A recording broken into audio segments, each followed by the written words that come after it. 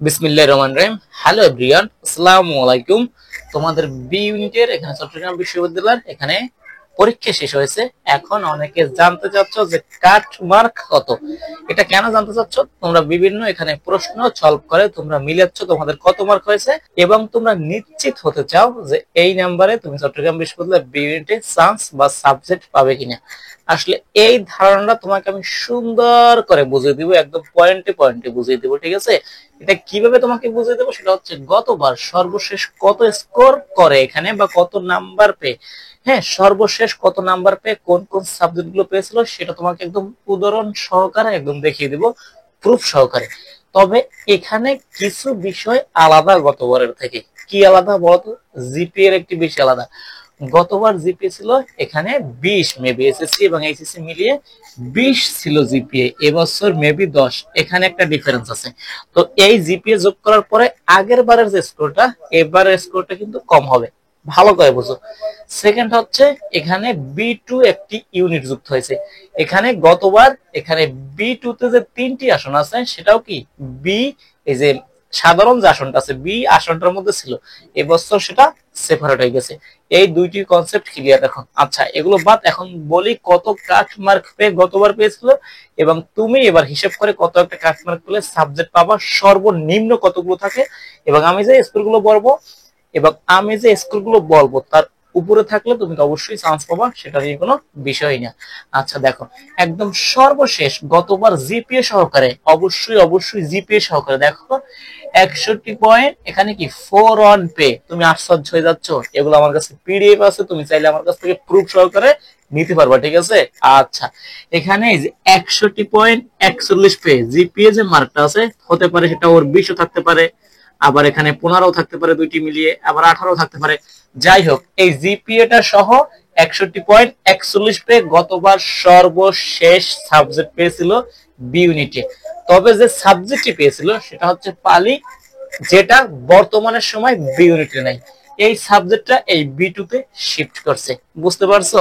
এই গতবারের এই সাবজেক্টটা এখানে নাই, এই যে বিতে নাই, এটা বি2 তে চলে আসছে। তবে এখানে ভয় পাওয়ার কিছু কারণ নাই, কারণ এর পরের যে সাবজেক্টটি সেটা তোমাদের বি ইউনিটে আছে, সেটা ছিল আইএমএল। আচ্ছা, এটা তোমাদের কাছে নতুন মনে হচ্ছে, এটা হচ্ছে ইনস্টিটিউট অফ মডার্ন ল্যাঙ্গুয়েজ, ঠিক আছে? আচ্ছা, এটাও তুমি বাদ দাও, তুমি এই বিষয়টা বুঝো। এই সাবজেক্টটা যে পেয়েছিল সর্বশেষ, তারও স্কোর ছিল সেম 61 পয়েন্ট। এখানে কি, এখানে 4 অন, তার স্কোরটাও সেম ছিল।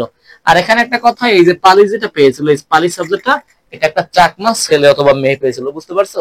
আচ্ছা, এটা বাঙালি। এই যে আইএমএল যেটা পেয়েছিল ইনস্টিটিউট অফ মডার্ন ল্যাঙ্গুয়েজ, এটার স্কোর ছিল উইথ জিপিএ সহকারে এই যে 61.4 অন। এখানে কি 61.4 অন পে এই সাবজেক্টটা পেয়েছিল। এটাও কিন্তু ওর কিন্তু কি জিপিএ এসএসসি এবং এসএসসি 20 ছিল, 20-এর মধ্যে কম বেশি হতে পারে। কিন্তু তোমাদের জিপিএটা এখানে কম, প্রশ্নের ধরনটা একটু পরিবর্তন হয়েছে নাকি কঠিন হয়েছে আগের তুলনায়, তাহলে তোমাদের কাটমার্ক গুলো আরো কমে আসবে এবং তোমাদের নিচ থেকে এগুলো হিসাব করতে হবে যে কত পেলে তুমি চান্স পাবে। এবং এখানে এই বিষয়টা আমার কাছে খুবই কনফিউজড মনে হয়েছে, এটা কেন হয়েছে আমি এখন এটা মিলাতে পারতেছি না। সেটা হচ্ছে 61.75 পে জিপিএ সহকারে 61.75 পে এখানে ইংলিশ সাবজেক্টটা পেয়েছিল। মেবি ইংলিশের যে কন্ডিশন আছে এগুলো ফিল আপ করছে, অথবা এখানে সবাই পরীক্ষা দিতে পারে, এখানে সায়েন্সের স্টুডেন্ট হবে, অথবা ইংলিশেও অনেক নাম্বার পেয়েছিল। আরো একটা কারণ হতে পারে, চট্টগ্রাম বিশ্ববিদ্যালয়ে ইংলিশের জট আছে, এই কারণে অনেকে নিতে চায় না। ও ইংলিশের যে কন্ডিশন আছে সাবজেক্টের সেগুলো পূরণ করছে, সে কারণে এই সামান্য অল্প পরিমাণে জিপিএ সহকারে স্কোর নিয়েও তিনি ইংলিশটা পেয়েছিল। এটাই হচ্ছে মূল কারণ, মেবি হবে। অন্য কোনো কারণ আমি দেখি না, কারণ এত কম স্কোর পেয়ে বিগত সালে এরকম ইংলিশ কেউ পায়নি। আচ্ছা, এগুলো কিন্তু সবগুলো জিপিএ সহকারে। তারপর দেখো স্কোরটা আস্তে আস্তে বাড়তেছে জিপিএ সহকারে। এখানে এখানে 68.44, ঠিক আছে? 68 পয়েন্ট, এখানে 4 এই জিপিএটা পেয়ে এখানে সাবজেক্ট পেয়েছিল আইইআর, এটা হচ্ছে institute of education and research. এই সাবজেক্টটা পেয়েছিল এই স্কোর নিয়ে 68.44, এটাও কি উইথ জিপিএ সহকারে। এখন তোমার স্কোরটা দেখো, গতবার ছিল 20, এবার হচ্ছে 10। এভাবে তুমি হিসাব করে এখন তুমি একটা কনফিডেন্স নিয়ে আসবা, নিজের মধ্যে একটা আত্মবিশ্বাস নিয়ে আসবা, তুমি একটা সাবজেক্ট পাবা। আচ্ছা, দেন হচ্ছে আবার দেখো 68.75, এখানে 68.75 এই স্কোর পেয়ে অবশ্যই জিপিএ সহকারে এখানে সাবজেক্ট পেয়েছিল, এটা হচ্ছে অ্যারাবিক। বুঝতে পারছো? আরো একটি কথা এখানে হচ্ছে কি, অ্যারাবিক যে সাবজেক্ট আছে বা আরবি যে সাবজেক্ট আছে সেটাও এবছরে এই যে বি ইউনিট আছে সেখানে নেই। কোথায় আছে? এর সাব যে ইউনিট বা উপ ইউনিট এই বি টু তে চলে আসছে। বুঝতে পারছো? এটা একটু ভালো করে তোমরা জেনে রাখো। তিনটে সাবজেক্ট নিয়ে বি টু, একটা হচ্ছে পালি, একটা হচ্ছে অ্যারাবিক, আর একটা হচ্ছে ইসলামিক স্টাডিজ। আচ্ছা, তারপর দেখো ইসলামিক স্টাডিজ এটা কত পেয়েছিল গতবার সর্বশেষ? এটা জিপিএ সহকারে এই যে 71.25 এই জিপিএটা নিয়ে, সরি এই স্কোরটা নিয়ে 71.25 এই স্কোরটা নিয়ে ইসলামিক স্টাডিজ পেয়েছিল।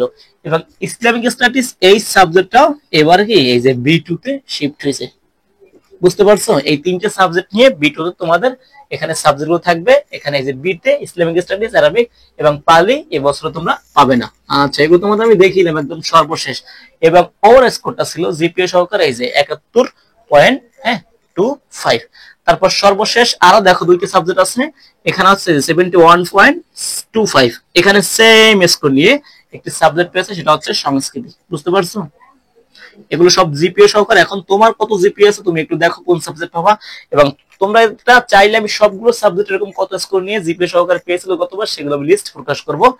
আচ্ছা, তারপর একদম আজকের ভিডিওর সর্বশেষ যে সাবজেক্ট আছে সেটা হচ্ছে এখানে 74.97, এখানে জিপিএ সহকারে স্কোর করে পেয়েছিল পার্সিয়ান ল্যাঙ্গুয়েজ এন্ড লিটারেচার, এই সাবজেক্টটা পেয়েছিল 74.97।